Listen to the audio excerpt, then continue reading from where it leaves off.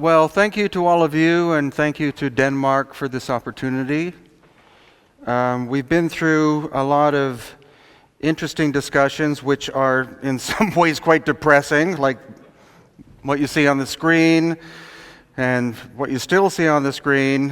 And all of this, all of this chaos and anger we have about the fact that we have been and are being lied to by so-called officials, like this one as well. And what I would like to do is I'd actually like to try to uplift you, because history, as we've been taught in school, to some degree is a lie. And I wouldn't call it conspiracy theory, but what I would call it is people closely guarding information and refusing to open themselves up to scrutiny or other people coming in and offering additional information. And so this is the typical story we've been told about humanity, that we evolved from a primitive state to we being, quote unquote, the most evolved of all of existence. And the same with society. We've been taught over and over that Homo sapiens, who we are, started out approximately 200,000 years ago, and for the majority of that time, we lived in this state of the hunter-gatherer. And then maybe 10,000 years ago, people got the idea to start living in a sedentary place, communally, and that now in the 21st century we have the city of Shanghai. And this is supposed to be the ultimate example of the expression of humanity. The two places that I'm intimate with and want to discuss are mainly Peru and Bolivia, and also Egypt, because they spiritually and in terms of tourism, etc., are, except for Egypt at the moment, the hottest places for people to go to in order to study ancient things. But the thing is that we have left the history of both of these places and much of the rest of the world, if not all of the world, to a small group of people, in general called archaeologists and anthropologists, to tell us the history of humanity. And the problem I had with the first trip I made to Peru was the fact that I saw buildings of such phenomenal construction that what the archaeologists told me in terms of these tools, bronze chisels and stone hammers, which were the highest level of technical sophistication both in ancient Egypt and in Peru, were responsible for all of the constructions I was looking at. And so through the course of time, I've had the ability to bring engineers, stonemasons, geologists, and other experts outside of the archaeological field in to look at them and tell me from their perspective how this was done. And 100% of the time, they said that those tools could not have been responsible. And it clearly was not cultures afterwards because of the great antiquity. So what I'd like to start you with is the Inca. The Inca were the largest civilization in pre-Columbian America, but nobody actually knows where the Inca came from after all this 800 years of their history. Supposedly they came from the area of Lake Titicaca, and the archaeological evidence tells us that they most likely came from the island of the sun and the island of the moon in Lake Titicaca. And what's important is what you're looking at is an Inca building. That's how the Inca built their structures, using bronze chisels and stone hammers. This is on the island of the sun, and this is also on the island of the sun. And you can imagine, whether you've worked with stone or not, that with that level of technology, this is achievable. As well as this. This is the same kind of construction, but with adobe mud as well. However, the other idea is that the Inca came from a place called Tiwanaku, which is in Bolivia. But the problem we have with the site of Tiwanaku is not only that it looks more sophisticated, but the entire place was reconstructed by French and Bolivian archaeologists in the 1960s. They put these buildings back together without any reference. They interpreted what they were doing, and they honestly made a complete mess of it. Because this, for example, which is called the Sun Gate, is a single piece of stone. The crack you see happened much after it was built, but it weighs 10 tons, and it was moved from its quarry 70 kilometers away. So the question is, how did ancient primitive people move it? There are no trees at that elevation of 13,000 feet. So it's one of the many enigmatic things we'll look at. The other is this surface. And I took an engineer called Christopher Dunn, who had been to the site of Pumapunku, which is also at Tiwanaku, to look at this. And he has instruments, because he worked in the aviation industry, he has precision measuring instruments which are technically almost perfect. And this stone, for example, over the space of at least 1 foot, if not longer, the surface does not deviate more than 2/10,000ths of an inch out of perfect flatness. And you can't do that with primitive technology, but the archaeologists insist that it was done using those tools. And about 10 years ago, some German architects took some of the stones at Pumapunku and showed what they originally would have looked like, which is this. And that, again, is way beyond what a Bronze Age culture could have possibly created. Also, what we find at these sites, and we find them actually at all of the megalithic, which means massive stone sites in Peru and Bolivia, are these strange elongated skulls. And the problem is that this display, for example, which is at Tiwanaku, has been shut down. You're not allowed to look at the skulls anymore. That could be conspiracy. But no one has ever carbon dated these skulls, and no one has ever DNA tested these skulls, but the archaeologists automatically assumed that these people, or some would say beings, were directly responsible for these constructions, and that is insufficient. Even the Inca people are always portrayed like this. They are very Indian looking, they have long black hair. The problem is that when the Spanish arrived in Peru, and the reason why they were able to overtake the Inca was the Inca were involved in a civil war at the time, and almost the entire royal population, who were the actual Inca. The Inca was not the population, it was the royal family. They had been exterminated. So this is what Spanish portrait painters interpreted as being what the Inca looked like, and Peruvians to this day think that that's what they looked like, but we don't honestly know. But what we do know is that the Inca had to leave the Lake Titicaca area about 900 AD because of a very massive drought. And so they wound up going north and into this area called the Sacred Valley, which is outside of Cusco.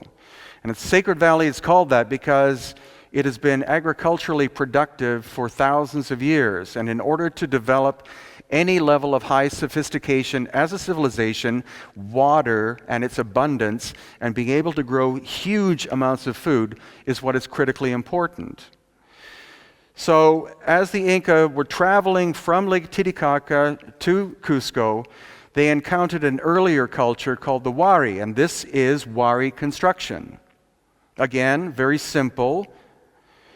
But then what archaeologists say is that as soon as the Inca started to build the city of Cusco, they did this kind of work. But what you'll see, again, up above, you'll see that is Inca style, but it's based on a foundation of megalithic blocks. And the megalithic work is far more sophisticated than what the Inca did. So this is insinuating that the megalithic wall is older. And this building, called the Coricancha, which is in Cusco, is believed to have been the first building that the Inca ever built. And again, there is no mortar, there's no clay, there's no cement, there's no glue. This is stone on top of stone. And the precision of the construction is so tight-fitting, you cannot fit a human hair in between the blocks. And inside of the Coricancha, we find strange shaped stones which have no real explanation archaeologically. They're just kind of jumbled up in piles because they don't fit in, again, with the picture that we're being told. And this is my favorite because this is a drill hole in a stone. It's about this long, but both ends of the stone are broken, so we have no idea how far that hole went. And if you look at the scarring marks horizontally, going this way, you can see, and engineers have backed this up, modern engineers, that it must have been some kind of boring tool that was a very high vibration. It wasn't a drill that moved like this. It was a very high vibrational cutter. The teeth would have had to have been something like diamond in order to cut through, because this is harder than granite. But again, it's an artifact which archaeologists basically don't want to discuss. And then this is a stone tub or container of some kind, which is in the very center of this building. And the flowers that are planted around it are not just there to look good. You are literally not allowed to step inside and photograph what this is because somebody doesn't want this artifact studied. But what's intriguing is that about 10 years ago, a team was allowed to do excavations at number 8, which is this building, the Coricancha, and up on top at number 1, which is Sacsayhuaman. And they found a tunnel system cut through solid bedrock, connecting one with the other. The Inca could not have done that.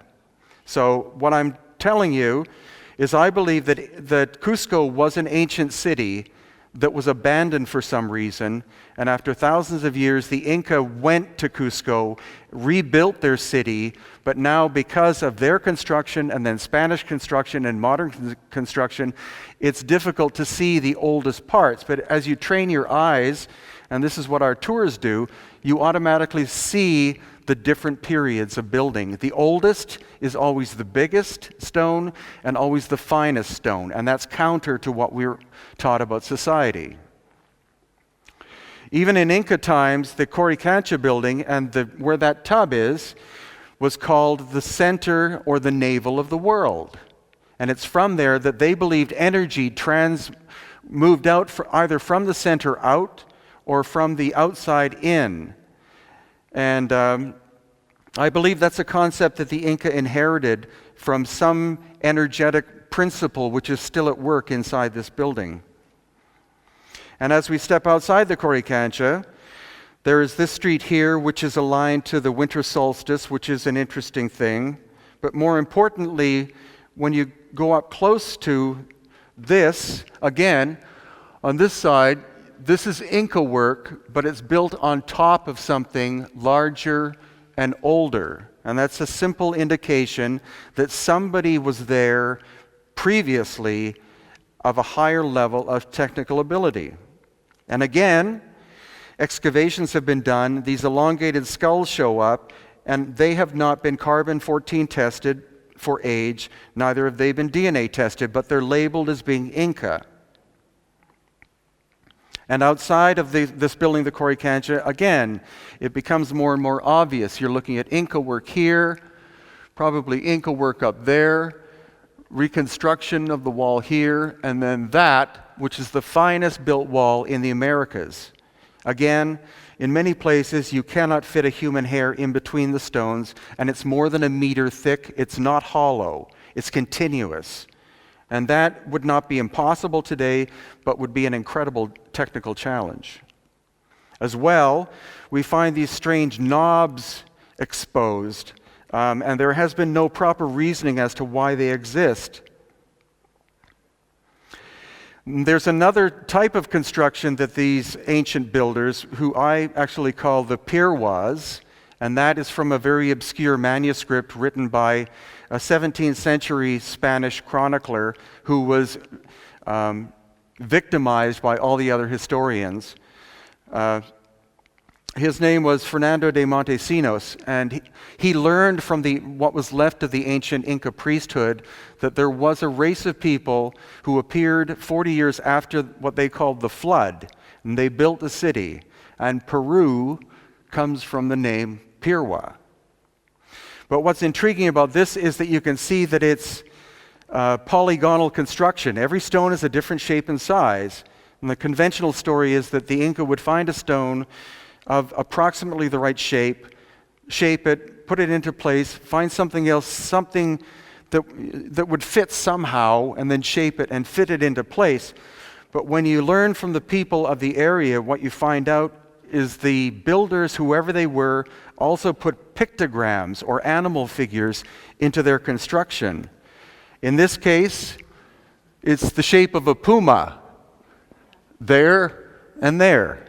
So that makes their construction job even more complex because, again, there's no mortar in between. And mortar is not used, even in modern times, as something that strengthens a building. It's actually weaker than the building material.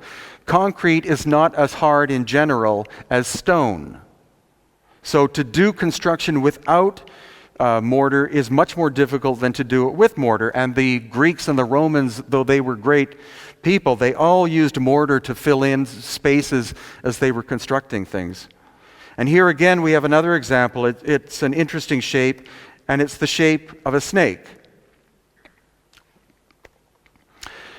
Now, it's not only in Peru that we find this kind of work. This is actually in the Imperial Palace in Tokyo in Japan. And it again is a wall section which is not talked about, but because it blends in with all the rest of it, it's said to have been built at the same time. And this is another example in Japan as well. And on the island of Easter Island, or Rapa Nui, there are 2 or 3 sites, again, which have this incredibly precise non-mortar fitting together. And the Easter Island Polynesians were not Bronze Age, they were Stone Age people. So how could they shape basalt, which is so hard, so tight-fitting, to construct something like this? The other thing a lot of you may not know is that the so-called Easter Island heads, of which there are more than 900, none of them are heads. Every single one is a full body. So here you see the excavation of one going down. And Thor Heyerdahl in the 1950s was the first to discover this. And the best example is here. They dug down, and they were able to go down at least to where the statue itself, there were no legs, but it went down to the navel. And that's another reason why Easter Island's ancient name symbolically was called the navel of the world. I was there with Dr. Robert Schock, who was the geologist who was able to redate the Sphinx in Egypt as being older than the dynastic Egyptians because he is an expert on the weathering of stone. And he, as a PhD geologist from Boston University, has no problem to say that he believes some of these were constructed at least 12,000 years ago. And we'll get into related things about that. There's another site some of you may have heard about called Göbekli Tepe, which I've not been to, but which is in Turkey. And it seems to have been buried either on purpose or as the result of a cataclysm at least 10 to 12,000 years ago. And again, the timeline we're told is that Sumeria, Egypt, China, and India were the beginnings of civilization 6,000 years ago. And even as early as, or as recent as last week, Graham Hancock, who was there at Göbekli Tepe, the latest carbon-14 testing they found of the soil in the area shows that some of these are at least 14,000 years ago. And this is only a tiny piece of the site. There may be, this site, which looks reasonably large, could be at least 30 times as large as it is. And this just shows you more of what Göbekli Tepe looks like. And this shows you the scale. Now this, I believe, is actually what Inca construction looked like. at its height. This is the finest work they did, and this could have been achieved with bronze chisels and stone hammers. And what also happens is because the Spanish deconstructed a lot of Cusco in order to build their own buildings when they arrived in 1533 and afterwards, they took the buildings apart, which were Inca, because they were quite small stones, the size of a shoebox or a little bit better. And so what this shows us on the interior is, I think, that what the Inca were doing were replicating the work of the older people. The interior of this wall, you can see, is fill. But the front looks really nice and tight. But this, again, because this wall has been taken apart partially, the front of it is a veneer appearance of being beautiful stone construction. But because it separates as it goes back, the Inca were cheating by trying to achieve the same tightness of work. And this, again, is back in the Coricancha. And from the front of the wall, because this one was broken, from the front to the back, again a distance of about 1 meter, in many places you cannot fit a human hair. And all it would take would be a few millimeters of one bit of that lower stone to be raised up, and one would pivot on the other, but they don't. They fit perfectly, and they are beyond earthquake-proof. Now again, these very ancient people, the so-called Pirwas, and some call them the Viracochas, are depicted in sculpture at the site called Tiwanaku. And what we can see is in the depictions, they're shown to have beards, and that is not a Native American characteristic. And this is where Thor Heyerdahl got his Kontiki image from that was on his sail, because these ancient people were called Kontiki Viracocha. And he was vilified by the scientific community for his theories that people were able to move across the Pacific and other oceans thousands of years before the Europeans did. But the thing is, at least Thor Heyerdahl had the guts to build a ship and get on board and test it, whereas most academics sit behind a chair and argue back that it's impossible. This is one of the most profound sites in Peru, and this is called Sacsayhuaman. And here you see the size of the people compared to the size of the building blocks. Some of these stones are 125 tons, and local guides will say that the quarry was right there, but it's more likely that the quarry is at least 72 kilometers away and at a altitude almost 1,000 meters lower than this location. So how were those stones moved? And even more recently, some Russian geologists took samples from this site and analyzed it, and they honestly believe that what it is concrete. But not concrete that you pour, some kind of concrete you can shape. And that the wall itself, or the stones on the surface, have been heat treated to at least 1,000 degrees Celsius. And this is not something you do with a little bonfire as you're working. And here I am, and this just shows you again the sense of scale, but also these people decided to do pictograms. And so above my head is actually the shape of a puma's paw. You can see the paw and the 4 toes. And again, also at Sacsayhuaman, we see examples of this, where you have this incredible cutting precision in stone, which is, there's the so-called Mohs scale, which is the hardness of materials. Diamond is 10. It's the ultimate in natural materials. This stone is about 7. Bronze is about 3.5. You can't cut stone like this with bronze tools. It would be like trying to cut a tree down with a plastic knife. It's impossible. The tool has to be harder than the material. But not only that, it is perfectly level, within 1/10 of 1 degree. And if some people say this was a quarry, but if it was a quarry, why would you be so precise about cutting the surface perfectly level like that? And in the area, we find these other cutout stones like this, and the weathering on this is so excessive that I'm hoping that Dr. Robert Schock will come in July of next year and be able to tell us when the stone cutting was actually achieved, because it's not like there are 1 or 10 or 50 stones like this. In the area of Cusco and the Sacred Valley, according to Jesus Gamarra, who is the local expert, there are more than 5,000 of them. So when people say this was an Inca throne, there were a lot of Inca, obviously. And this one is even more dramatic, because if you see the front, this one here and that one, and even the one in behind, at one time all three were interconnected. Something happened to this massive stone with an upside-down staircase. It's much larger than a bus. Something caused it to snap into 3 pieces. It could have been a very ancient cataclysm. And again, we find just structure after structure. It looks molded, or like concrete or something.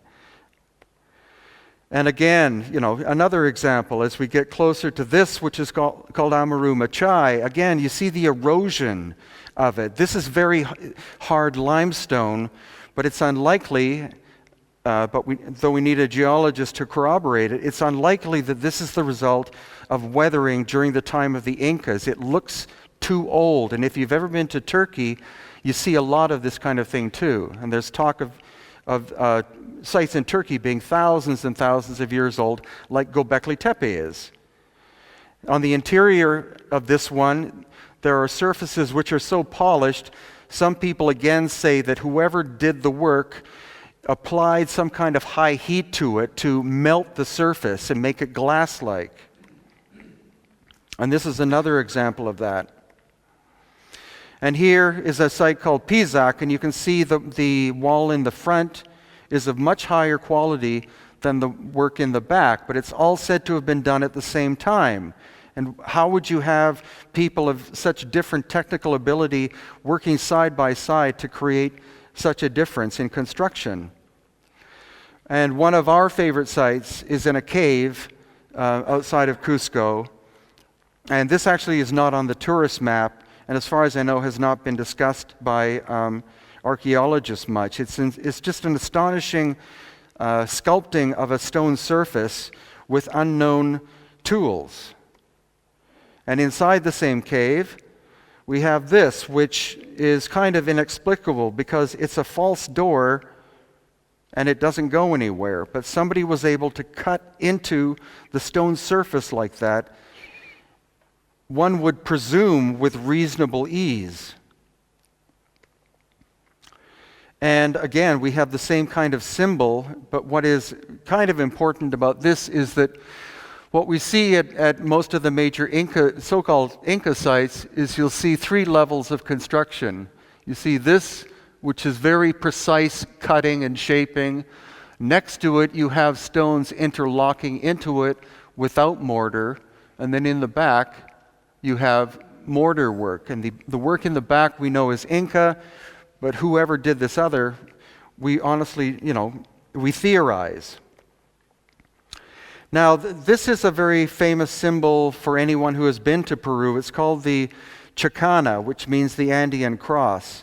And it, though being a simple symbol, is incredibly complicated in terms of what all of these angles and facets represent. But what's kind of more intriguing is where you see it says Ruta Viracocha, and that means the way of Viracocha or the path of Viracocha. And if you look at a map of Peru, including Bolivia, there is this so-called path, and along it, all of the major archaeological sites of super great antiquity, including Tiwanaku, Pucara, Cusco, Machu Picchu, Ollantaytambo, and Cajamarca are all within a very narrow band of that one specific line for some very strange reason. And at the site of Ollantaytambo, which is actually one of the largest complexes in Peru, or actually the world, we distinctly see very different styles of construction, though it was said that this was built probably over the course of 20 or 30 years. What you see are the magnificent Inca terraces here, which the Inca were responsible for. They were masters of agriculture and engineering on a Bronze Age level.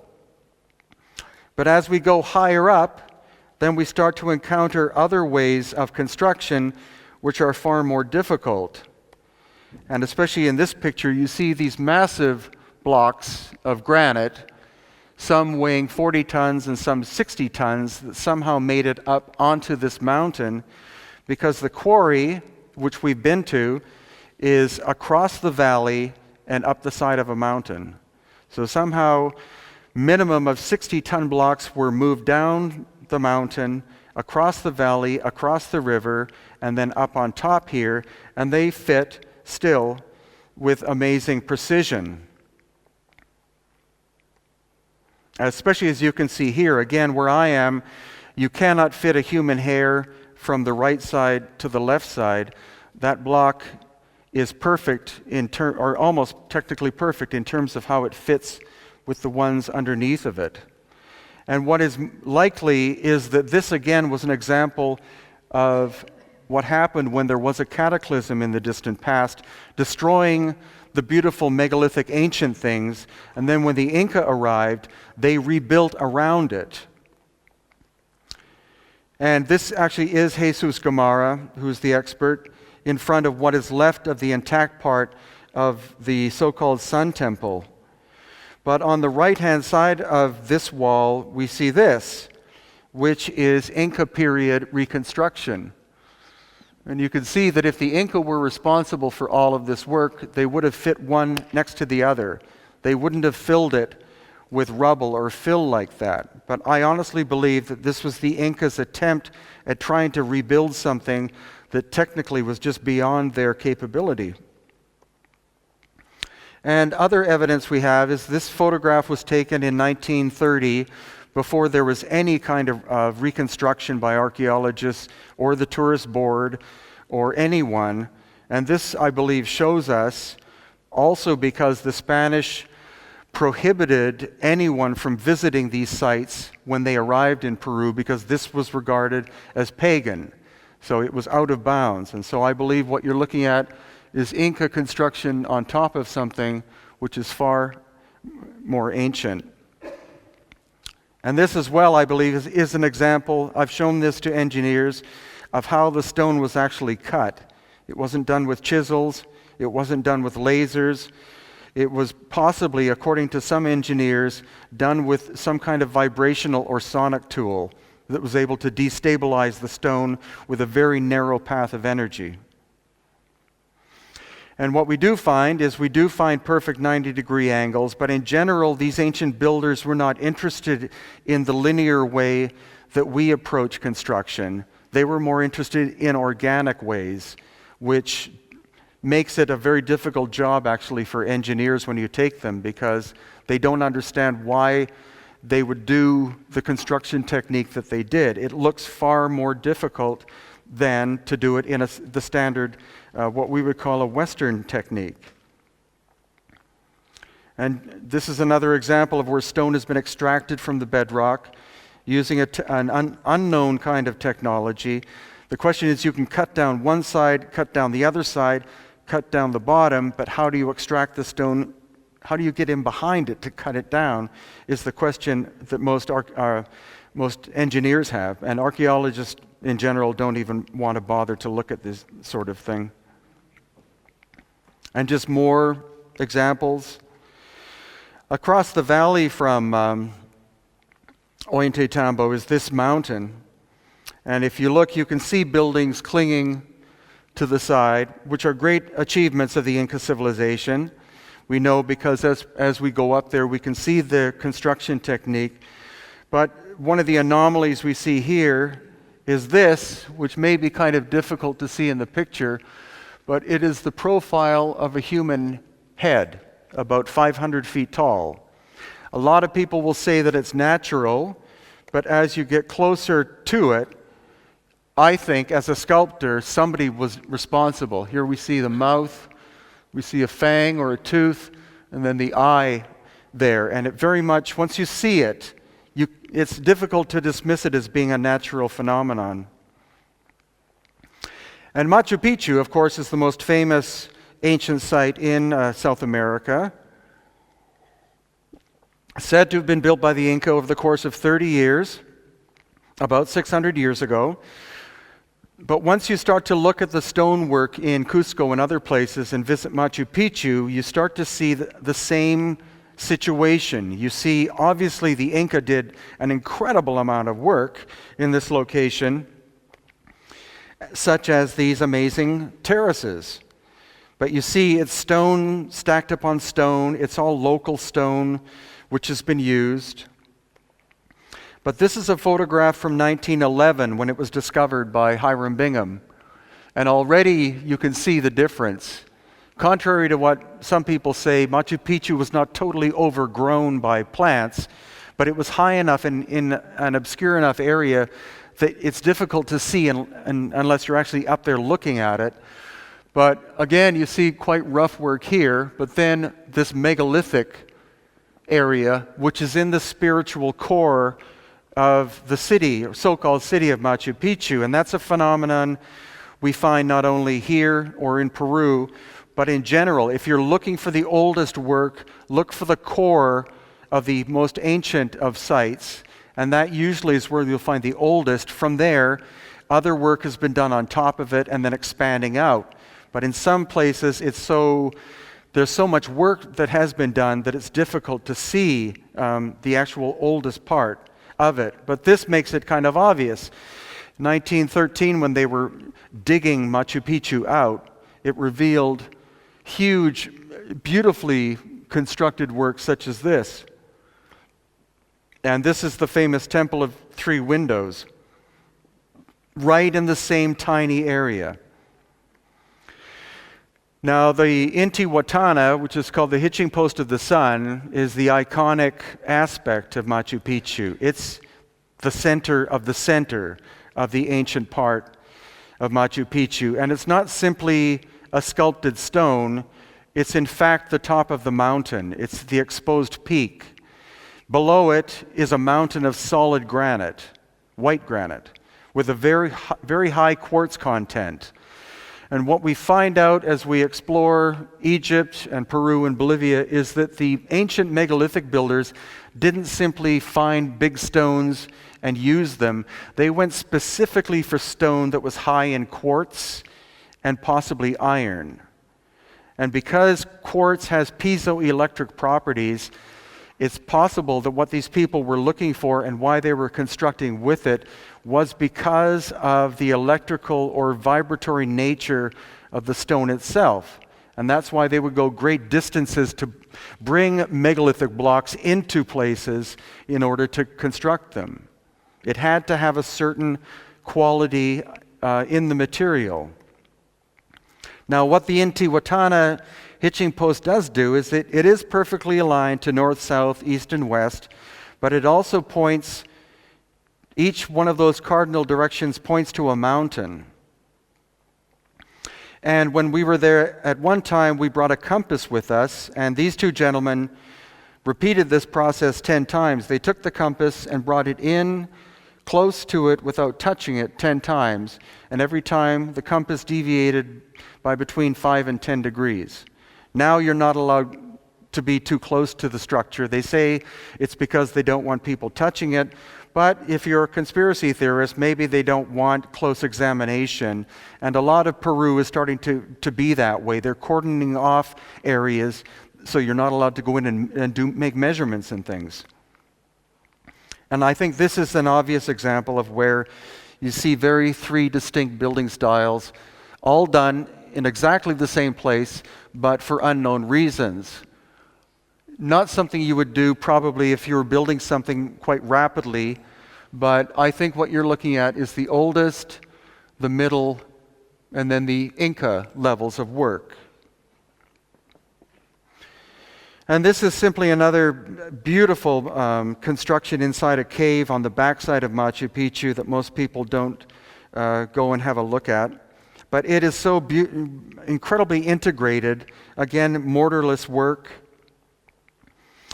And as we travel out from the city of Cusco, actually heading back towards Lake Titicaca, what you can see here is you see adobe construction predominantly, but underneath it is a megalithic foundation. And if the megalithic work was done structurally by the Inca, you would think they would produce a beautifully straight line where one material intersected the other. But it literally looks as though they found a ruin and built on top of it, which I think definitely is the case.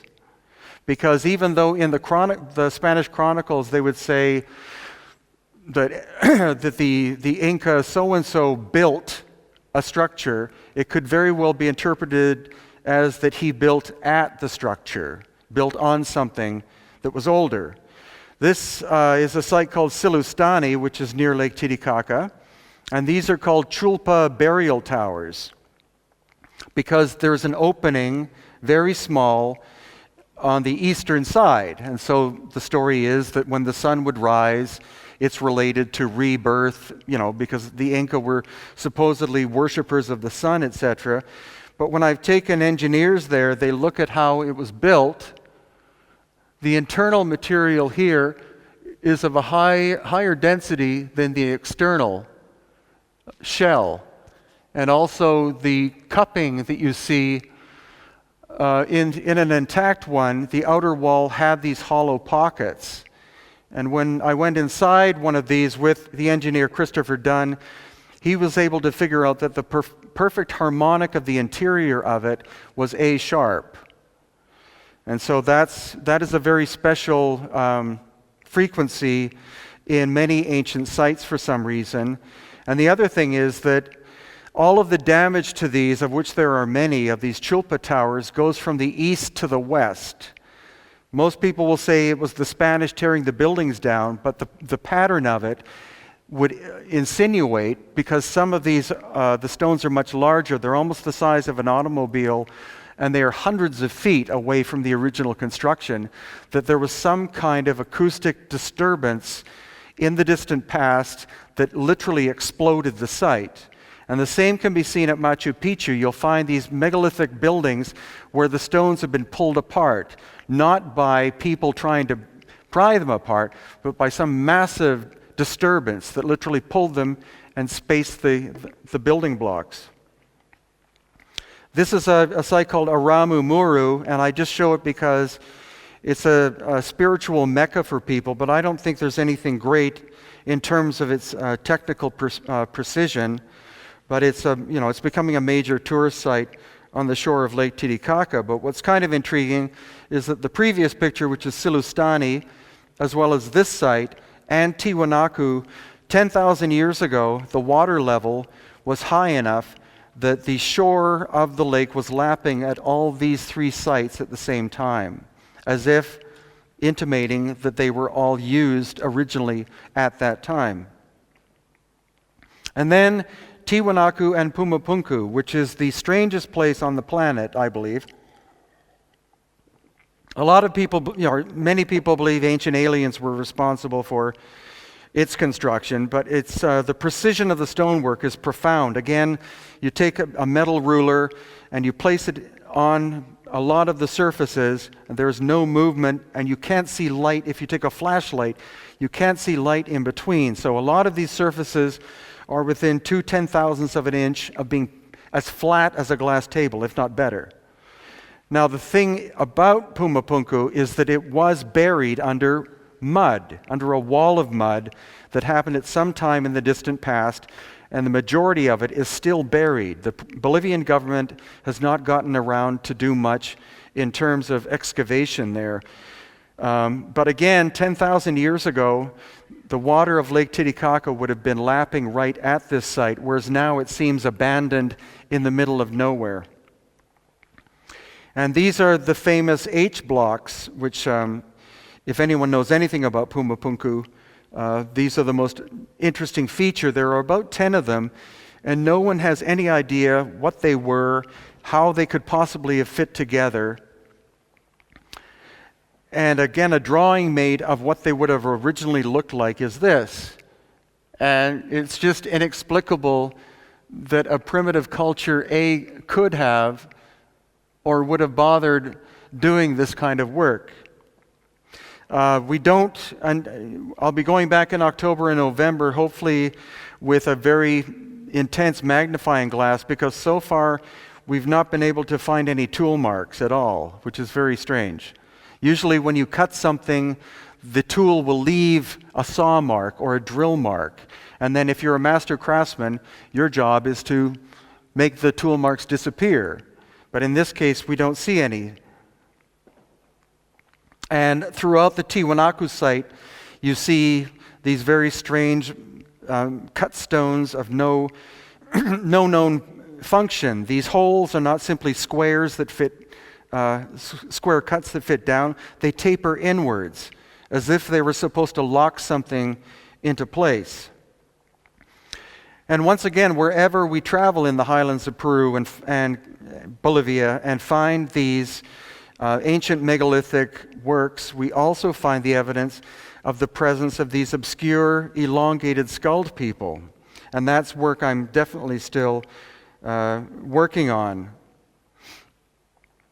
Also at Pumapunku, we have evidence. I've taken a drill bit, and in a lot of cases, this one specific measurement or size of drill bit will fit perfectly, but not without a gap in each one of these holes. So somebody at some time seemed to have been there with a tool at least of cobalt steel, tungsten carbide, or diamond, being able to bore into this stone, which again is about 7 out of 10 of the hardest stones on earth. In an obscure part of Bolivia, we have a site called Samaipata, which I've not been to. But this is a giant stone outcrop of sandstone, several acres in size, and it's said to have been built by the Inca. This was built by the Inca, but no one knows who did all the work in the background. And again, you see the level of erosion involved.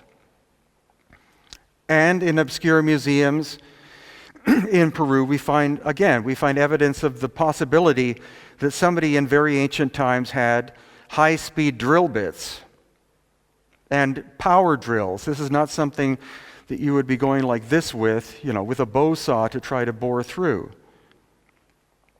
In other cases, we find examples of what looked like a massive cataclysm occurred. This is approximately the size of an automobile, and you can see that whoever made it shaped it almost perfectly, and the break would have had to have happened after it was finished, not while it was in process, because there's no surface on this massive stone that shows partial completion. It's complete, now it's broken like a piece of styrofoam.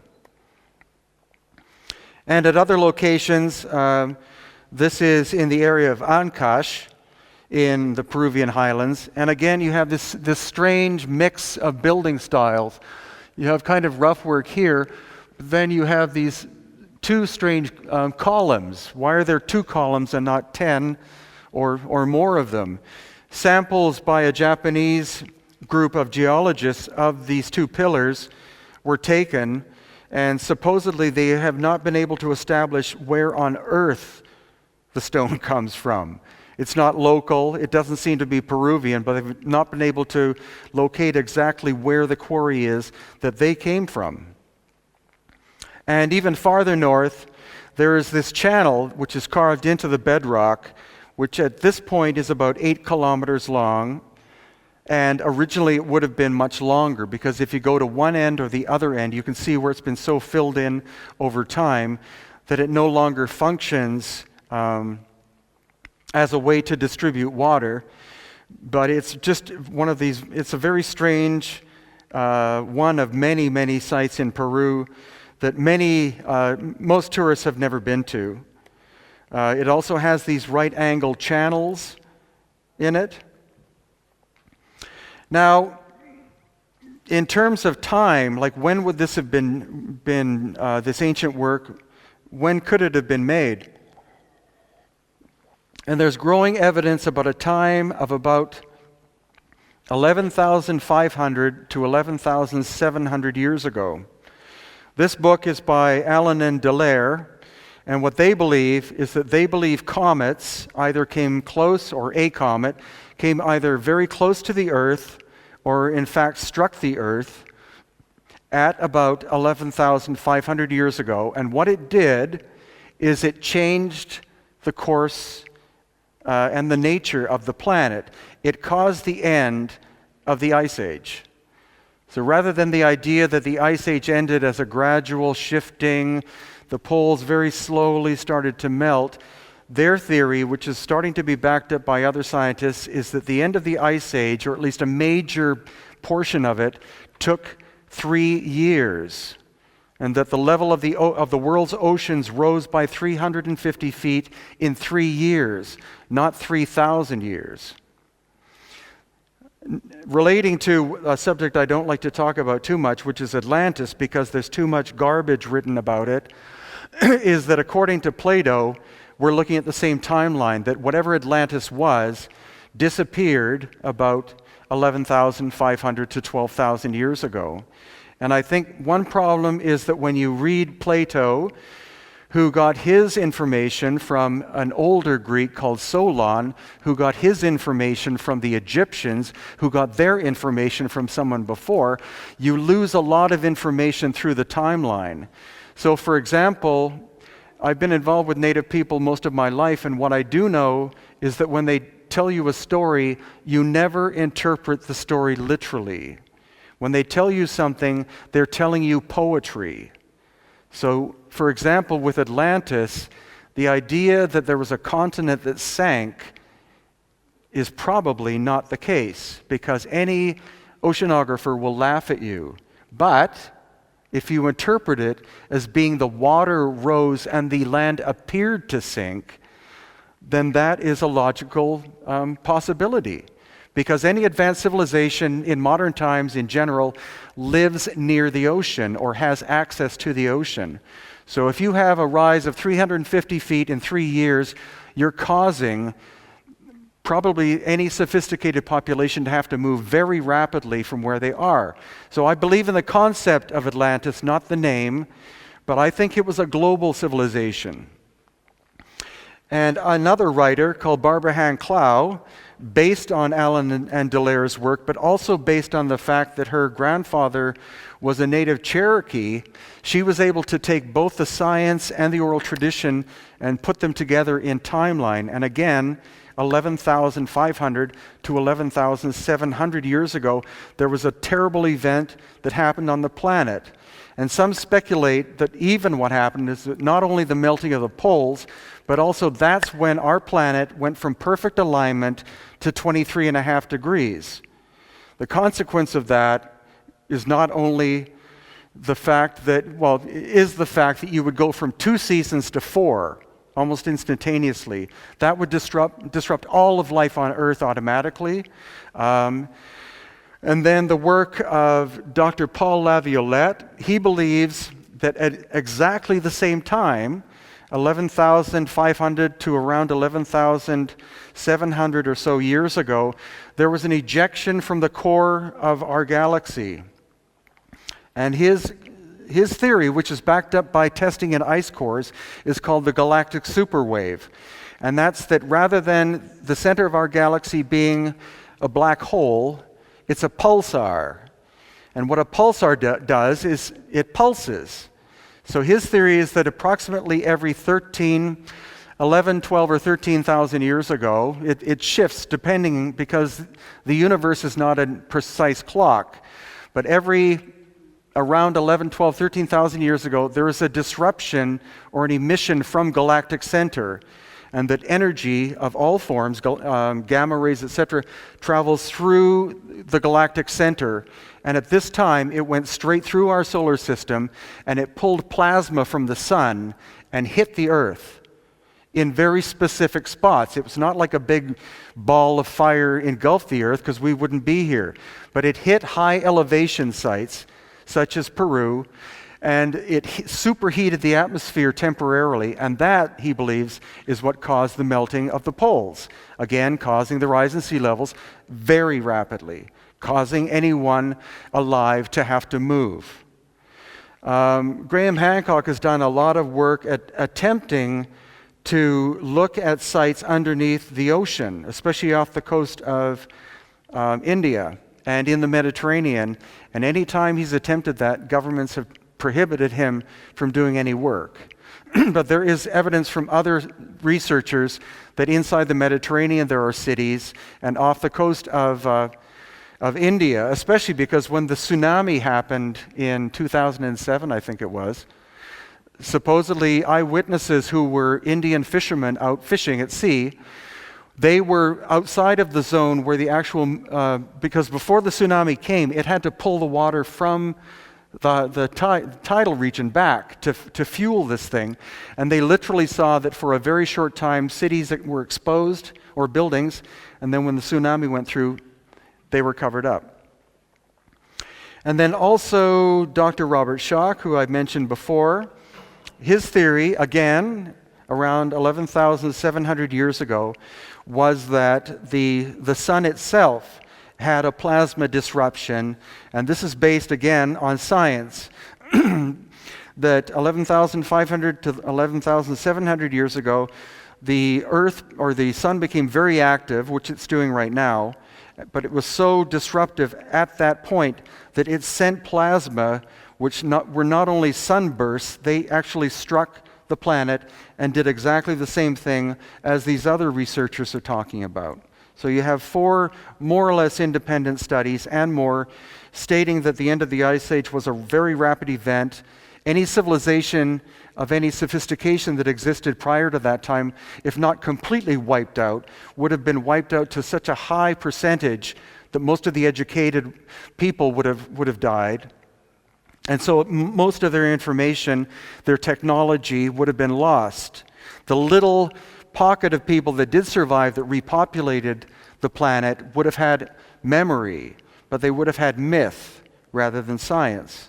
And when you look at any mythology of most indigenous cultures, their myths are usually based on fact. The trouble is, over such a long course of time, you have reinterpretation, and you have, the stories become more fantastic and larger and different. So in Egypt, which ties into Dr. Schoch, again, he being an expert on the erosion of stone, was brought by a man called John Anthony West to the site of the Sphinx. And if you don't know, the Sphinx is inside what's called the Sphinx enclosure. The Sphinx does not lie on flat land. It's inside this huge pit. And what Dr. Schoch was able to state as a geologist is that the weathering on the Sphinx and the Sphinx enclosure was not the result of wind and sand. It was the result of water. It had to be precipitation. So he was able to get in contact with climatologists, and they were able to build a computer model to go back in time to find out when that event could have been. And the result was approximately 8,000 years ago is when there could have been enough rain to cause this erosion. And immediately, practically every Egyptologist on the planet attacked him because dynastic Egypt is not supposed to go back more than about 5,100 years. So Dr. Schoch was dating the Sphinx's construction at least 2 or 3 years earlier, or at least the erosion earlier than the existence of the dynastic Egyptians. And this is a building right in front of the Sphinx. It's called the Sphinx Temple, and each one of these blocks is multi-ton, and it came from the Sphinx enclosure. So this giant temple complex, all of these blocks were cut out and moved and built. It's not like people were there chipping away to cut the Sphinx out of the stone. Someone had the technology to move multi-ton stones out of it and build a temple right in front of it. And again, you see the amount of weathering involved. And the Great Pyramid itself is, if you've never been to Egypt, you should go and look at this because it is mind-boggling in scale. Even being in Peru and Bolivia looking at things, when you're literally standing looking at the Great Pyramid, that's when you get a sense of what it is. It's difficult from photographs. But it is profoundly huge. 2,300,000 multi-ton blocks make up the Great Pyramid. And what's more intriguing is it's known that most of it is made of limestone. The limestone came from that exact area, but there is multi-ton granite inside, especially inside the chambers, as well as basalt like this. And all of the stone aside from the limestone was brought from great distance. All of the rose granite, which is in the Great Pyramid and other pyramids, was brought from 500 miles away somehow. And some of the stone that was moved weighs 1,000 tons. So it's unlikely they were dragging it across the desert. It's unlikely they were building boats or barges to move that, because you're talking 600 automobiles, and you can't build a papyrus raft, or even a wooden boat that could carry that. So it's one of the many, many mysteries of Egypt. But here, and it's not that evident in the photograph, unfortunately, is you see this line coming this way, like that. It is approximately 1/8 of an inch wide, and it cuts into the stone. And if you measure that arc and expand it to how big a saw could have been to do this cutting, the saw would have been at least 6 meters in diameter with a width of 1/8 of an inch. Something of that size, moving at high speed, we can't do because it would be so flexible and so unstable. And if any of you have worked with either stone or wood on even like a table saw, you know what the maximum load means, which is you can only push the material through the blade at a certain speed. After that, you're creating vibration. And the more vibration you create, the more unstable the cut, and eventually it'll shoot the material at you. So we have evidence, and in many places, of the use of circular saws, which had to have been under power, at least 6 meters in diameter. The other thing is, the standard idea is that this is one of the first pyramids, because it was an experiment. What they did is they started to build mud brick buildings, and then what they would do is they would add level after level like this because of stability. You make each level above smaller in order to make sure that the whole thing doesn't fall apart. However, there's no direct evidence that this is one of the older pyramids. It's actually more likely that the Great Pyramid is much older than that one, and that the Great Pyramids, plural, plus the Sphinx, plus the Sphinx Temple, plus the Valley Temple, plus other buildings predate the dynastic Egyptians by thousands of years, and possibly, according to oral tradition, and hopefully we'll get more science about this, prior to 11,700 years ago. So it's possible that buildings like this, some of the Peruvian, some of the Bolivian, and other ones, were built by this ancient civilization who were the victims of this massive cataclysm. The other question is, what was the function, for example, of the Great Pyramid? Of course, people say, well, it was a tomb for an arrogant king. Unfortunately, what we find is that the majority of archaeologists in general who look at foreign sites like Egypt, Peru, Bolivia, etc., they're taking their Western mindset with them when they try to interpret another people. And Europe, we know, was very barbaric in terms of you did have kings who were despots. They treated themselves as the highest level of life, and everyone else was more or less a peon. However, ancient societies in other parts of the world were not like that. The Inca were not kings. The Inca were not rulers. The Inca were caretakers. And I know that from working with native people to this day. Someone who is a chief is not the highest person. It's the opposite. He is responsible for the livelihood, and we know that the Inca were that way, so it's quite possible that ancient Egyptians, etc., were that way as well, that they wouldn't think, use all the resources because I'm arrogant and special, build me a massive thing for me to be buried in, because the precision of this building is almost 21st century. For example, again, the conventional story is Khufu, who was a pharaoh, decided to have this built. He said, cut a line into the bedrock because I want to be buried here. And then as they were building it, he changed his mind and he said, no, wait a second, I want to be buried in number 5.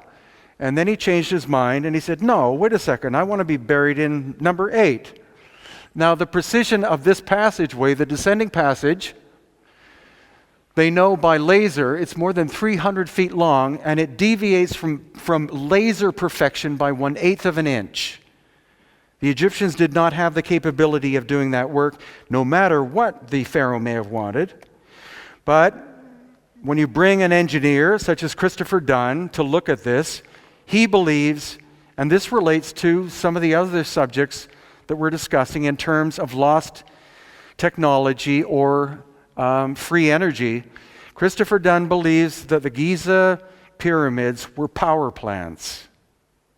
And how they worked was that there are tunnels, a series of tunnels that go from the Nile, and from the Nile they go straight to and underneath the Great Pyramid and the other 2 pyramids on that site.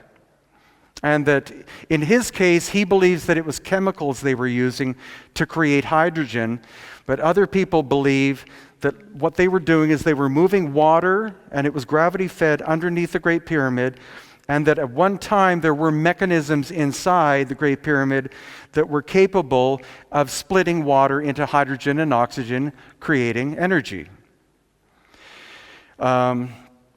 So that I find actually is a more logical idea than the idea that it was a tomb. The thing, though, is that if these buildings were there 12,000 years ago, were abandoned and actually shut down because of the shift of the Earth from its perfect alignment off to 23.5 degrees, the destruction of the civilization, the loss of knowledge, then 5,000 years ago, the dynastic Egyptians show up and they see these structures, and of course they adopt them. And it's quite possible that Khufu said, "Put my name on that building because I am the pharaoh." And the other thing is that the Grand Gallery. If you go into the Grand Gallery, there's no reason why it would be immense the way it is to access a place where you're burying the king. The sonics and vibrational characteristics are profound, and it resonates again to between A and A sharp. The other thing a lot of people don't know is that the Great Pyramid is not a 4-sided, it is an 8-sided pyramid. The flat sides are not flat, they gently taper in to the center. And engineers have looked at that and they say that shape is beautiful for either sonics or acoustics or for vibration. But you can only see it at certain times of the light, looking straight down, I would guess, from a helicopter onto it. But it's something that if it was built as a tomb is an engineering phenomenon that would be very difficult to do. Also, in the Queen's Chamber, there are the shafts that go up, and this is one of them, so-called Gantenbrink's door, because a man called Gantenbrink was able to build a little robot and was custom designed to go up the shafts in order to see what happened. And when it went up, then it reached this door, and there was nothing he could do, so they sent the robot back down. Later on, I believe he was allowed to come back once, and then he was kicked out of the country because he was able to get a drill attached to the little upawat, and it went up, and it drilled a hole through, and what they found out was that though they thought these were 2 little flanges for sealing, the area off or whatever, Christopher Dunn, after being able to see photographs of the interior, believes that this was actually part of the wiring system of the Great Pyramid, that again, it's part of the electrical nature, and the reason why they're so eroded was because of the wear of the functioning of the Giza power plant. And another aspect to it, again, getting to the idea of free energy, or even Tesla, who I don't think invented what he knew, but he found out what it was and used ancient information, were the obelisks, of which there are many, used as almost like occult symbols now. Of course, there's one in St. Peter's Square, there's one in London, one in Paris, etc. But what you see when you look at these from very up close is the precision of the cutting of the hieroglyphs is inferior to the surface of the stone. And what's probably the case is that these obelisks are thousands of years older than the hieroglyphs, but at one point a pharaoh decided that a flat, empty surface was a great place to have his name and story written on. And going as an aspect of the Giza power plant system, this is what it could have functioned as. The power plants, being the pyramids, could have been the generators, and the obelisks were the receivers. And they would have been strategically placed at so-called sacred sites. But what you find out, if you go to so-called sacred sites where you do find evidence of lost ancient technology, is that these, as well as possibly some in Peru and Bolivia and other locations, may have had a pragmatic energy generating function. And because of the nature of the stone that was used, there still is energy at work, but it's at a very tiny scale compared to what it would have been like. And that's why when you go into the Great Pyramid, you almost automatically go into an alternate state of consciousness, and that's why it's a great place to meditate, because there still is energy moving through the structure. And again, if you harmonize to A or A sharp in the King's Chamber, the volume expands. It's not like you're just hitting a tone. You're hitting a tone where all of a sudden it's much louder than the sound you're making. Maybe you're striking the exact harmony or resonance of how this particular building functioned. And this is the man, if you ever go to Egypt, Yusuf Awiyan. He is probably the most knowledgeable person of so-called alternative knowledge in Egypt. And it's based on his family lineage. He's in fact descended from the Comitian people who existed prior to the dynastic Egyptians. And another thing that we saw when we were on the Giza Plateau, very much out of bounds, but it's because Yusuf was born and grew up across the street. You can see the Sphinx's head right up there. But because his father was a guide for more than 70 years in this area, Yusuf knows all of the guards. And so if he wants access, he doesn't have to ask the government anything. He goes to the guards, and the guards let us through and let us wander around the Giza Plateau, because Yusuf wanted to show me the shafts and the tunnel system that riddle or are underneath the Giza Plateau that most people don't know about. So this is a covering of one of these shafts, and it's approximately 10 feet by 10 feet. At the moment, it goes down about 100 feet, but it's filled with sand. So over the course of thousands of years, it's very likely that sand has been filling it up. There's no sense in taking the sand out, but these are supposed to go down hundreds of feet vertically down and intersect with the tunnel system that goes under not only the Giza Plateau, but specifically underneath the pyramids. And it's the water channeling system that originally came from the Nile, but not the Nile where it is. There is a lot of evidence that 12,000 years ago, the Nile was farther to the west, and you can see it in the topography. It was a much bigger, wider river. And that's where these tunnels connect to. They connect to the ancient Nile, strictly out of bounds, unless you know Yusuf. And this is another one. Again, it's 10 feet by 12 feet and drops down approximately 100 feet. So because of his connections, we were able to go underneath the Giza Plateau. And this is level 1. And these openings were everywhere. but we only had 4 hours. He told me that this is level 1, but there are at least 2 levels beneath it. So we're going back in April, and I would like to go into level 2 if possible. And the best book on the subject, I believe, of ancient pre-dynastic Egypt is this book written by Stephen Mailer, and it's called The Land of Osiris because what he talks about is from the oral tradition perspective, the fact that the Giza Plateau area is the oldest by far part of ancient Egypt. The rest of it, Aswan area and all the areas with the beautiful, true dynastic Egyptian works, which are masterpieces, are outside of this area. And another subject that fascinates me is the concept of who Osiris was. Because, again, a lot of you have seen the depictions of elongated heads from Akhenaten in that time period. And I'm wondering if it kind of relates to the studies I've been doing in Peru of the elongated skull people. And why it is that people practice cranial deformation in order to look like these mysterious ancient ones. Of course, the automatic idea goes to that these, people were aliens or related. We are presently doing DNA testing of the ancient Paracas people of Peru. It's taken a long time, though, because the DNA is more than 2,000 years old, so it's very time-consuming and expensive to get the results. But once I do get results, I will let people know.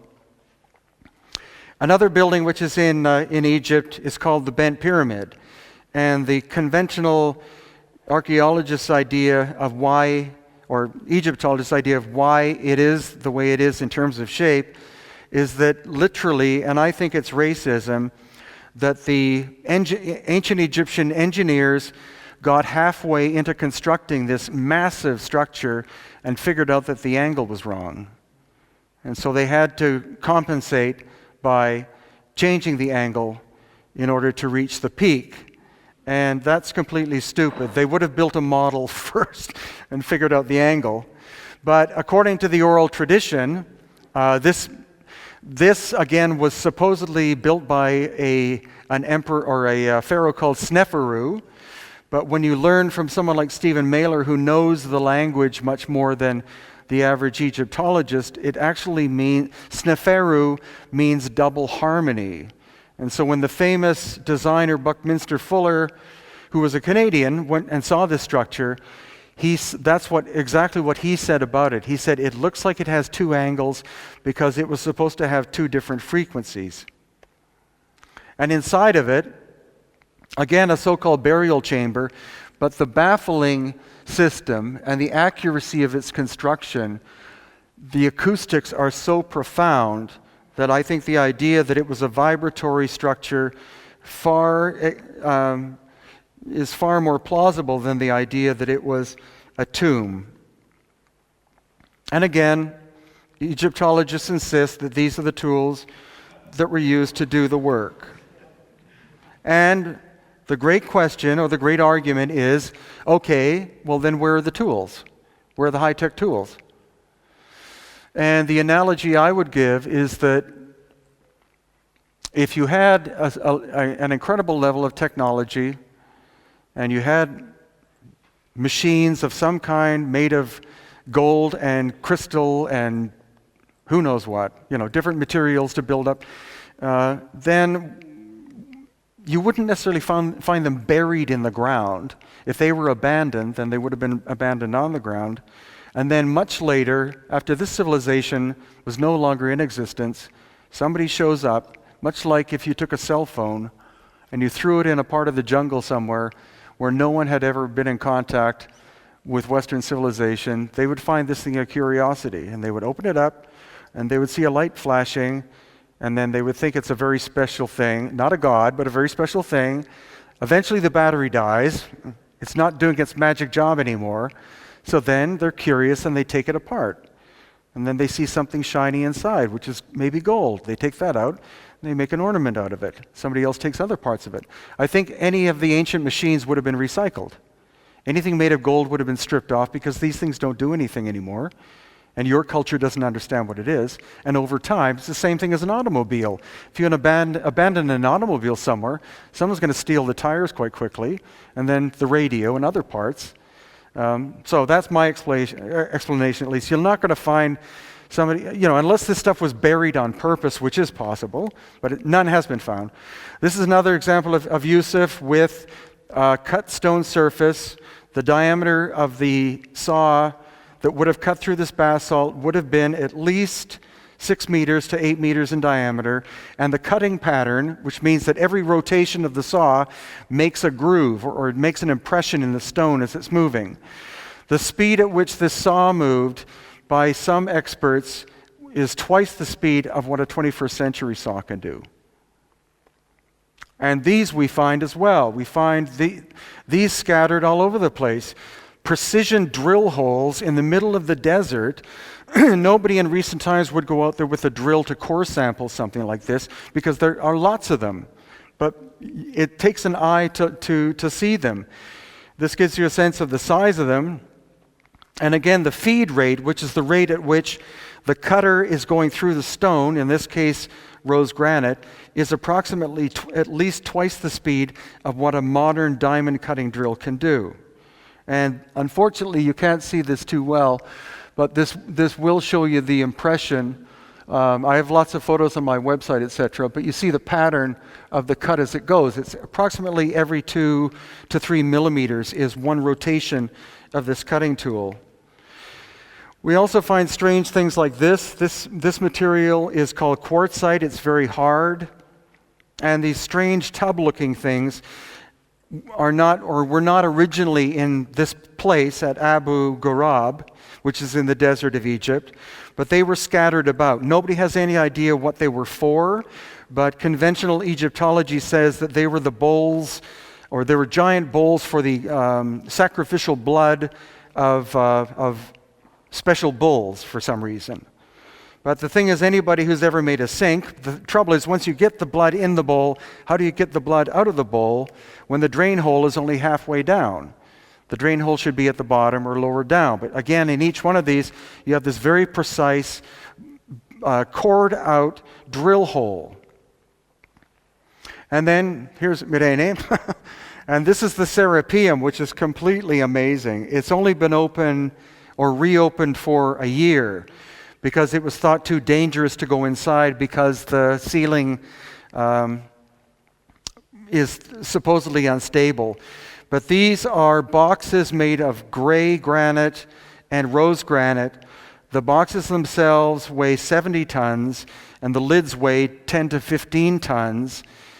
These are located, there are 28 of them, I believe. They're in a tunnel underneath the desert. No one knows how they got the boxes in to begin with, how they moved them from the quarry 500 miles away. But also the lid, for some reason, was cut out of the same block of stone. They fit together because they were once one piece. And again, Christopher Dunn has taken his instruments and measured the surfaces outside and inside, and they are within 2/10,000ths of an inch in precision of flatness. And this is Stephen Mailer, but this is an incredible example of the fact that, again, the precision of this surface is as close to being perfectly flat as is technically possible, and yet the hieroglyphics on them look like they were done with a nail or a screwdriver. They are so awful in terms of quality. So most Egyptologists say, well, because we're reading what's written on the box, and the box is telling us who made it and how it was made. But that is like somebody going up to a Maserati that was just made after someone has taken a key and carved a story into it and said, Bob the plumber made and designed this car. It's the same kind of story. And that I find actually at this point completely silly. You can run your hand up and down this surface, and then you look at the quality of the hieroglyphics, and it does look like a 5-year-old did the hieroglyphic work. It's not the work of the same time period. Nobody would be allowed to do such awful workmanship on top on top of something out of hard stone that is technically almost impossible to do. And then this is the interior of the box itself. It's a smooth, it's illegal to do this, which I did, but it's as smooth on the inside as it is on the outside. And as well is the statuary, and this is one of the more interesting stories because Christopher Dunn, the engineer, he works, or recently retired, but he worked in the aeronautics industry designing and making precision parts for jet engines. So in terms of modern technology, there are very few things that exist which require a tolerance as tight as a jet engine. Anything slightly out of precise workmanship blows the engine up. So he's been at this for 30 or 40 years, or it was his career. He was a machinist before that, so he has hands-on knowledge of how materials feel when they're precise. He can just use his fingers. So he's an expert on that. But what he did is he started to look at the statuary because he noticed that they were just, this is not the only example, but a number of the ones you'll see that say Ramses on them, of which Ramses went crazy with having his name put on sculptures, is that this material is called diorite, and it is 8 on the Mohs scale out of 10. So the only material that can cut diorite is diamond, nothing else. Doesn't matter how long you're sitting there pounding with another stone at it, you're not going to create this kind of precision. But what he found is that a lot of the, especially rose granite statues, he would run his hand along the headdress part of it, and he couldn't feel a flaw. This way, like the curve this way and the curve that way. I've been a sculptor all my life, and I know you can't get that level of precision. You always make mistakes because of the nature of human hand-eye coordination. So he started to do studies, computer modeling, and what he found out is that with a number of the so-called Ramses statues, some of which are this big, others which are much bigger, that the precision of workmanship of those sculptures could have only been achieved with machining technology. And not just machining as in somebody with some kind of tool cutting it, a machine that is called a CNC machine, which is a computer-controlled machine that goes in with a cutting head, and it is programmed to do cutting. That is how all modern cars are designed, or at least the prototypes are done. Cars used to be done with some Italian designer going like this and shaping it. Now it's all done by robotics, and that's why when you run your hand across the surface or anything like this is not something that was done by hand. It was done by a computer program that was able to go in perfectly do the cutting job. And so as he analyzed some of the faces and other features of the Ramses statues, that's what he found. He would take clear plastic, put it over top, put a line right down the center of the face, and then he would draw and measure out all of the characteristics. And then he would switch it over to the other side, and the precision was basically perfect from one side to the other. Now, a human face is not perfect, and B, there's no sculptor in the world that can achieve that level. We're talking within much, much, much smaller than a millimeter difference from one side to the other.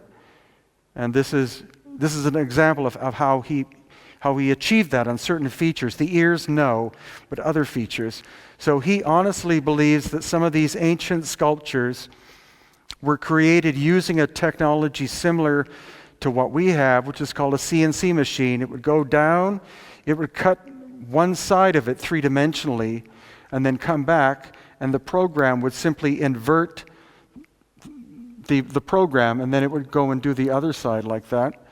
And what we do know, because when you look at the detail of the cartouche, which is the name put on a lot of the Ramses statues, the quality of the workmanship of the cartouche is far inferior to the workmanship itself. So the theory is what happened is that these sculptures are thousands of years older than the dynastic Egyptians. During the time of Ramses, for example, a number of them were found, and his priests, because they were actually in charge of the entire society, when they would find or reveal one of these, they would say, "Great Ramses, we found this sculpture. We should have your name put on this. And he'd say, sounds great. So they would put his name on it. But all of those statues are attributed to the time of Ramses II, when in fact they could have been done much, much older or much farther back in time. And just a list of some of the books I have done.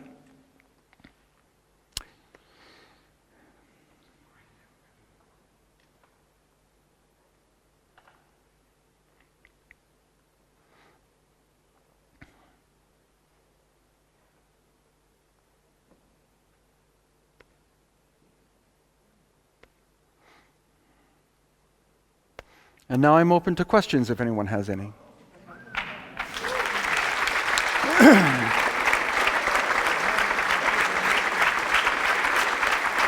Thank you.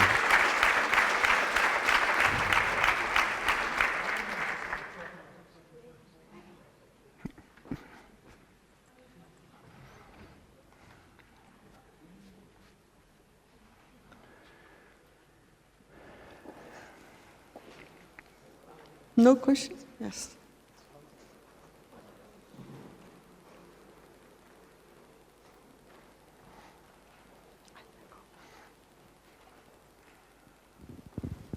Hi. Brilliant lecture, I think. Thank you. I just saw through the tons of books you've done. The last one was the Nazca lines. Yeah. I was actually there in '97. I'm sorry? I was actually there in '97, Uh-huh. and I just figured maybe you have a theory of any connection to the I'm sorry. any connection to the theory of the aliens you've mentioned here that could be possible as visitors. Do they have any connection to the Nazca lines? Uh-huh. What's your theory on that? The theory? Yeah.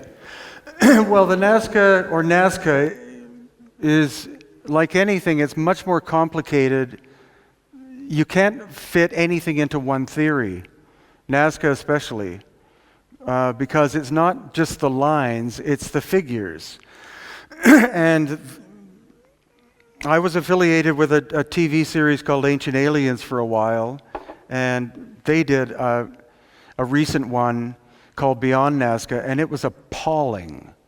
I mean, I don't mind the ancient alien theory, but when that's the only theory, again, doing that kind of thing is insinuating that ancient people are stupid, and suspicious and and worshiping everything, which is racism. So I'm glad I wasn't on that one, because I would have, shot a number of the individuals. It's terrible. But the basic thing is, I looked at all of the theories of Nazca, from the idea that it was superstitious Indians in loincloths doing it, to the idea that aliens came and did it, and everything in between. But it's too complicated. And I think what happened was, there was a culture called the Paracas, who lived on the coast of Peru before the Nazca ever existed. And they built what was called the candelabro, which is a 500-foot tall geoglyph in the shape almost like a trident. And so that has been dated to the Paracas people. The interesting thing is, it could only have been done out at sea, because you can only see it at sea. And then what happened is that they started to move inland. They lived northwest of Nazca, and they started to move inland towards what is called Nazca, and they started to make more of these geoglyph things and shapes and that sort of thing, mainly on the sides of the mountains, and you can see a lot of Nazca from different hilltops. It's not like they can't be seen. That's a lie. There's also the idea that they really overdo, that there's a mountain there where someone came and cut the top off, which is not true. Because Nazca is like Arizona or New Mexico in the United States. It's so ancient in terms of geology that there were periods of time where there was massive flooding for thousands of years, lowering the level of some of the surfaces and exposing these flat tops. And that's what Nazca is. So these Paracas were building more and more complex figures as they were going. And then they finally, it seems, built what's called the astronaut, which is this guy going like this. And again, he is on the side of a hill. From another mountain, you can see him. So it's possible that people could somehow translate, the designer could translate to the builders, maybe with runners, I don't know, but how to do that. The lines themselves, some of them were ceremonial because they do point to sunrise and sunset. Others point to constellations rising and falling. But the majority of them were most likely made as a mapping system of underground water because Nazca gets an inch of rain a year. And so all of the water that feeds the agriculture of Nazca goes underground from the Andes under to the ocean. And it's proven that Nazca did build, they cut these holes into the earth to access the water. So I think they were building a series of mapping systems of where the water moved, because most of them the lines go from a hilltop downwards. But there's such a mess of angles and connections that it's been proven that they do not fit a map of the sky. And a woman called Maria Reich, who studied Nazca for 50 years, insisted that they were a map of the heavens. It doesn't turn out that they were. And then also, it's probable that the animal figures themselves were ceremonial. Each one of them, for example, the hummingbird, it is one line that goes like this around and back to the beginning, but the beginning and the end never meet. And that is an entry point. So they were most likely ceremonial. You would go down the beak of the hummingbird and do a series of ceremonies of some kind and then work your way back out. And then people say, but wait, you can't see, the figures you can't see unless you're, above, looking down. But that's not really true. Because again, it's important to get somebody outside sometimes of the archaeology department to look at it. And this one guy had a very brilliant idea. He said they could have simply taken a piece of bark or a piece of stone and set up a grid system this way and that way and drawn the spider, for example. And then they took cotton and they took stakes and they staked out a giant area in scale with that. And then he had his builders, based on a grid system, do that design work. I think the Nazca themselves were responsible for a number of the lines and most of the figures, but the Paracas culture did some of the work before that. And so it's a complicated story. It's not just one theory. And I do like our Eric von Daniken to some degree, but the idea that somebody would be capable of traveling through intergalactic space and would need a runway in order to land their craft is completely, that is 20th century thinking. So that's my theory about Nazca. And the reason why they are on average about this deep now, and the reason why they've lasted so long is because it basically never rains in Nazca, not even an inch a year. Global climate change or HARP or somebody's doing this is starting to destroy some of it.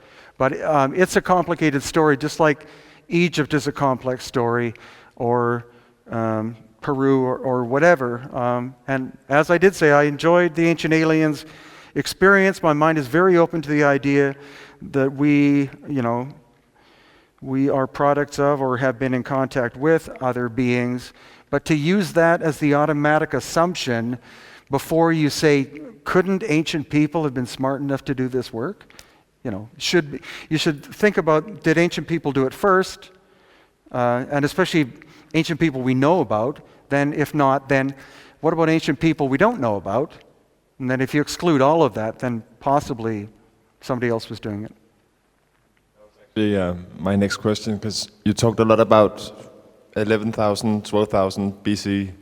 Is there any ancient people or artifacts, I know there is, but anything you found very interesting dating way older than that?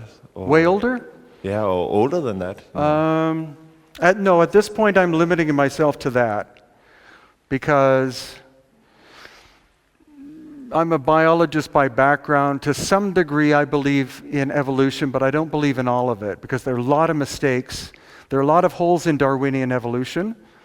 I don't think we necessarily, ascended from apes personally, but I think there are too many claims of. I mean, there are weird objects that have been found that have been found in ancient coal beds and all sorts of things, but I haven't seen evidence of really strong evidence of anything super ancient. I at this point just like to look at the period of the end of the Ice Age and the idea that there was a civilization that had what was called a golden age prior to, but not something as flowery as the Atlantean thing. Atlantean-like, but not a continent, not a beautiful, harmonious society that suddenly one day collapsed, but somebody was here. Our ancestors, I think, were here, and they did phenomenal things that we are reinventing. And that's where the idea of using water to power things is not a new idea, but it's a timely idea because somebody else did it 12,000 years ago very successfully. So that's why I'm really glad that I was given the opportunity to come, because my subject seemed completely out of whack with everything else, but it does tie in, because taking in the historical perspective, and what you learn, it's great to learn from the past to use in the future and be respectful of the past and be aware of the fact that our history goes back much longer than what we've generally been taught is important for us as human beings.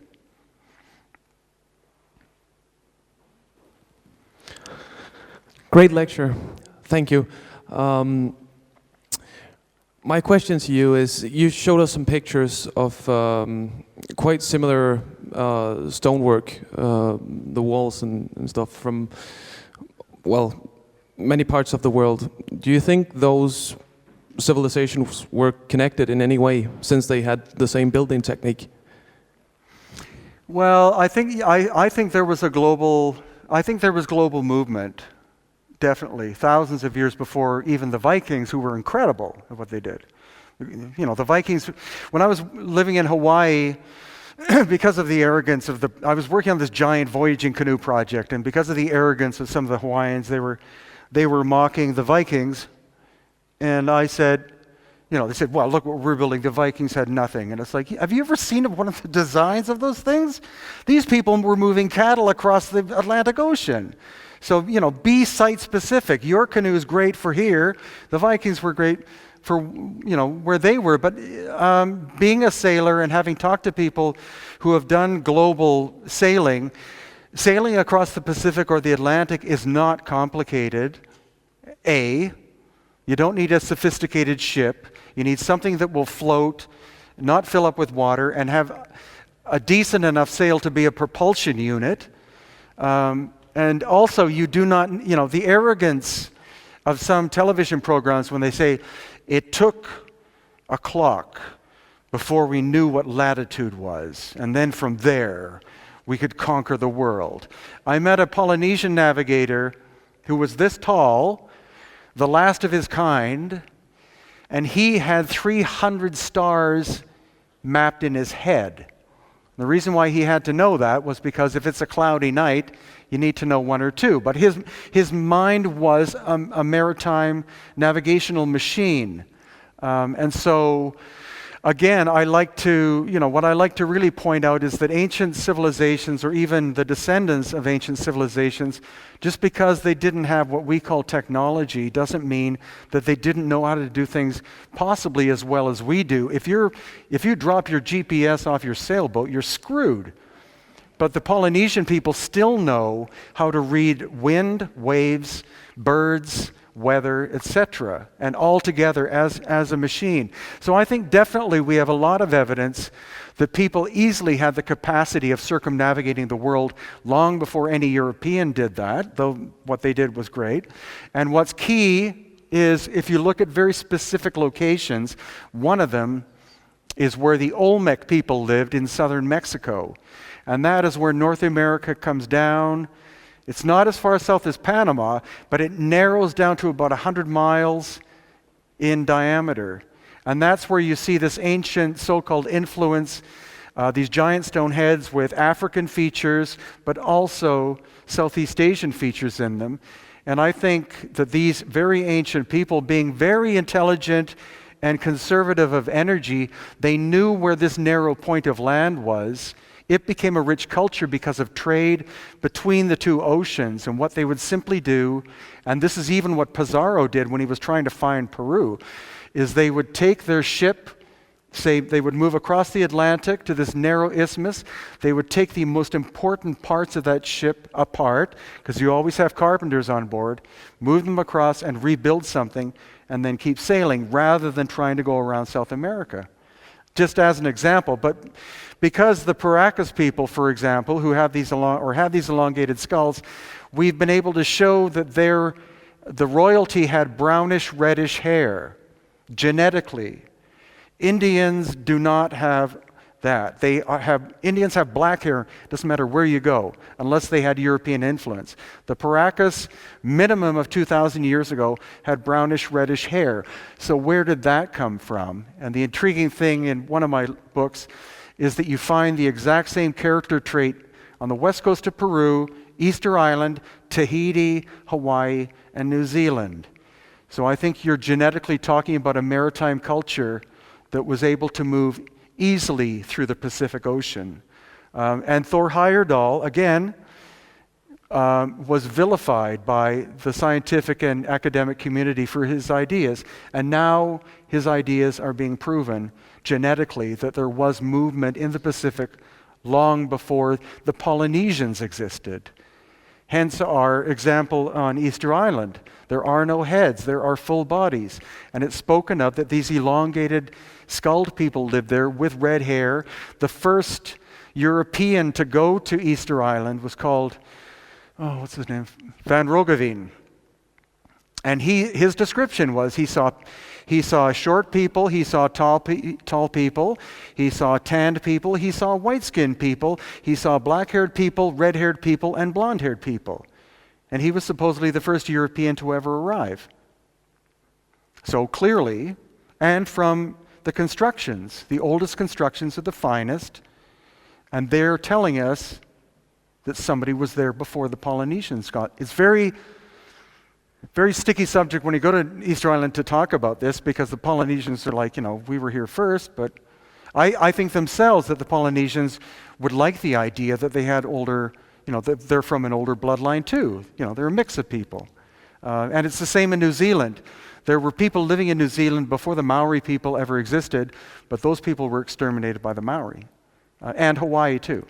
They talk about, actually the first people that the native Hawaiians talk about who lived in Hawaii were called the Mu. And the land was called Mu. And that's the older name of Lemuria is a term made up in the 19th century or 18th century. But the people of Hawaii say, we have been here for 25,000 years. But they won't tell it to the general public. I get inroads into this stuff because I've been involved with Native people since childhood. And my, they ask me, they say, why should I tell you this information? And I say, because people are lying about you. It's the same when we went to Easter Island. This lady, elder said, if I tell you this information, what does this do for my people? And I said, because they say you were cannibals, you cut down all the trees, and I don't think it's, and she said, of course that's not the story. And I said, well, let me write a book about that, because you won't. She said, well, we don't care what the outside world thinks. And it's like, well, I'm going to write it anyway, because I don't like these stereotypes or these myths going around about the primitive nature of intelligent human beings. Is the simple answer to it. Yeah, I was thinking that all this knowledge and this advanced technology, if this is true, that it was this very intelligent civilization, how did all this knowledge get lost? Was it different civilizations at the same time, and this one civilization? Because otherwise, why didn't they just rebuild it if they survived, or what happened? Well, I think the simple answer, again, is that the end of the Ice Age was a very dramatic event. Took 3 years. Anyone living near the ocean, which would in general be a sophisticated culture, would have to leave very quickly. It's possible that the axis of the Earth changed at the same time, because that's where there is the evidence of the woolly mammoths living in Siberia who've been found frozen in the tundra with a mouthful of food. They were flash frozen. They didn't slowly die. So it is possible that the axis of the Earth changed. That would have changed global climate automatically. It would have changed the number of seasons from 2 to 4. The rising of the sea level causes people to move. Massive, die-off of people. And so when you take 80% of the population and they're dead, then a lot of the information of that civilization is gone, because you're not going to be able to rapidly pass it on. And I think what does remain, again, is mythology. I honestly believe that in all of the ancient civilizations that we talk about, when they talk about myths, I think they're talking about their history. But it's so poetic now. For example, there's growing evidence that the so-called Titans of Greece, Zeus and Apollo, etc., that they were real people, but that in the distant past there was a major climate shift of global proportions. They were forced to leave their land of Greece, and there's growing evidence that the sites in Turkey of high elevation are much older than was thought. So the theory is that the Titans moved into the highlands of Turkey and lived there for, their lifetime, but went on for thousands of years.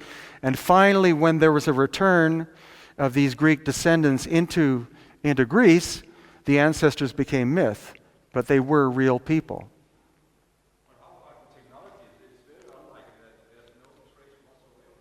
Well, no, it's not that there's no trace. There are fascinating things inside the Cairo Museum, but they have been mislabeled. Like, there's one thing called the schist disc. It's about this big. It has fins on it. It's all made of one piece of stone. The stone is only probably 4 millimeters thick. And the stone itself is very hard, but it's very sort of fragile. It's a mixed up term, hard but fragile, but it's a very delicate material and hard material to work. And so it is sitting in a glass case. They keep moving it around the museum because it took us 20 minutes to find it. But when engineers look at that, they say that is an impeller, or that is something that moved at high speed, and the fins were for either moving air or water. But the label is pharaonic fruit plate. And it is conspiracy theory, but it's probably true that a lot of these pieces that don't fit in with the pharaonic timeline or description are hiding in boxes in the basements there. And in the Smithsonian is a terrible institution for that. They have so many artifacts they've found that have been documented from the 19th century of not things such as giants, but people like 7.5 feet tall with red hair who lived in the United States at the same time as the native people or earlier. But all of those skeletal remains were immediately taken to the Smithsonian and are in storage, and even academics are not allowed to access them because somebody wants a deliberate timeline of history to be told. And they don't want to go back prior to 3,100 or 3,500 BC for religious, political, and other reasons. I mean, the thing about when I went to school, it was all about the Greek civilization, that they were the Greeks were the first democracy, and then the Romans, were the next great, and then the Europeans, and it's like, this is taught to me as a European from Europeans. It's clear that the Egyptian civilization was far more highly evolved than the Greeks or the Romans or anyone afterwards were, but what they did as smart people was, and what native people to this day do, is they hide their information. So when the Greeks came into Egypt and said, tell us your history, tell us everything about you. It's like the Greek or the Egyptians would often make up stories about their history because the Greeks were not allowed it. It's like going into somebody's house and going, tell me about your family kind of thing. It's like if you move aggressively in, you naturally get people to be defensive. And that's what happened with the so-called Rosetta Stone. Egyptologists use the Rosetta Stone as the exact translation because they say, oh my God, it has hieroglyphics, it has Greek, and it has Coptic Christian. We can use that. But that was simply a tool of commerce that was developed. And so the first superficial level of the meaning of hieroglyphics were told to the Greeks so that they could use it for commerce. The spiritual level, the scientific level, and the other levels of the sacred ancient Suf language, which is Egyptian, was never taught to the Greeks because the Greeks didn't deserve to know it. And so by using the Rosetta Stone, you're using it as a direct translation, taking the hieroglyphics and directly translating, and anybody who knows anything about the ancient knowledge of Egypt just breaks out laughing and says, none of that means any of that. So the name, like the language is so ancient that one word or one name has a profound number of deeper and deeper and deeper meanings depending upon the level of access. They weren't simply names. And as as a very simple example, Akhenaten, who people are just enamored with for good reason, his original name was Amenhotep IV. And Amen is a period of the sun. It's a time period. It's a period of the day which translates to a period of incredibly long time. So Amen is the last time of the day. And so it means the hidden, because that's when the sun has gone down. Before that was the golden age. When you look at the big stretch of time, that was the time of Aten. That was the full bloom. So that's why this man said, I am changing my name to Akhenaten, which means the shadow of the golden age, basically. Because he was doing a renaissance. He was bringing back the ancient belief system. That's why he built his own city. He didn't worship the sun. He worshiped the sun as a symbol of the full blooming of consciousness. And our word amen, which people think means go with God, comes from ancient Egyptian, and it means the hidden. So that's a simple example of what his name meant. Like he made up his own name. But any one of these things, it's if you can, and it's rarely possible, but if you can get involved in the oral tradition of a people, if it's still remembered, your comprehension goes up manyfold, but you have to be on a level of trust with the people, because too many people go in, whether they're archaeologists, anthropologists, writers, or whoever, take the information from the people, make a lot of money or do whatever with it, or make up stories, like the whole thing about the Mayans being cannibalistic was a very short period of Mayan history. It was at the end of Mayan history when the ecosystem had just gone to hell that they began blood sacrifice. The Aztecs did. The Inca never did. But the Catholic priests made up that story about a lot of Peruvians think that the Inca did blood sacrifice or sacrificed children. They never did. But it was a great tool. When the Spanish moved in, you have to reprogram the people. You don't win them by beating them on the head. You win them through changing their way of looking at themselves.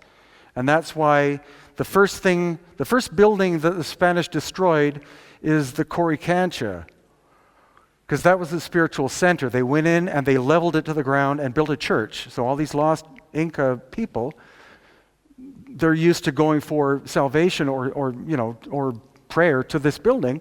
All of a sudden Jesus appears, this kind of thing. Sorry, I'm going way off track. Yes, while we are finishing this amazing, brilliant lecture and very fascinating stuff. Thank you. And we thank very much Brien Foerster for his research and beautiful lecture. Thank you.